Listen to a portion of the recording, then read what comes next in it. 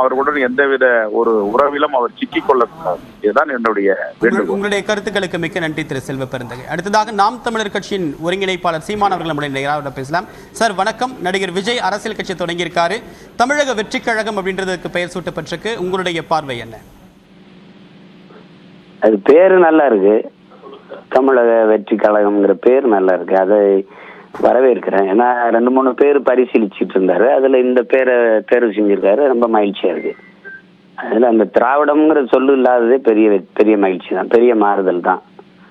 அதை நான் வரவேற்கிறேன். வெற்றி கழகம், தமிழக வெற்றி கழகம் என்ற வார்த்தை இருக்கே. கழகம்ங்கிறது என்ன திமுக அதிமுகவுக்கு சொந்தமானதா என்ன? அவங்களுக்கு மட்டும் பட்டா போட்டு கொடுத்துருக்கா என்ன? கழகம்னா இது ஒரு கூட்ட அமைப்புக்கு தானே சொல்றது. நீங்க எல்ஐ காப்பீட்டு கழகம்னு வைக்கிறீங்க, அதுக்கு போய் கேட்பீல. எல்ஐசி லைஃப் இன்சூரன்ஸ் கார்பரேஷன் வைக்கிறீங்க, மாநகராட்சின்னு வைக்கிறீங்க, கார்பரேஷன் வைக்கிறீங்க. கழகம் தானே இதெல்லாம். அதனால அது ஒண்ணும் இல்லை. கழகம்னு வச்சுருவாரு. விஜய் மக்கள் இயக்கமா இருந்தது. எங்க அப்பாட்ட சொல்லும் போது எஸ்ஏபாட்டா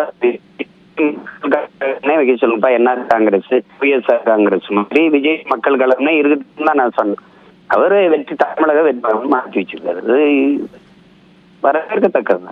கழகம்ங்கிறது யாருக்கும் யாரு வேணாலும் அவருடைய பிரஸ் ரிலீஸ்ல அவரோட தீம் என்ன சொல்றாருன்னா, பிறப்புக்கும் எல்லா உயிருக்கும் இதுதான் என்னுடைய முழக்கம் அப்படின்றாரு.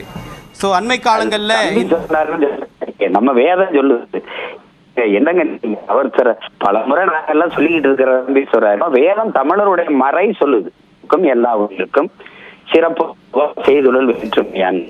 அதே ஒரு பொது உடைமை, ஒரு சமத்துவ கோட்பாடு இருக்க முடியாது.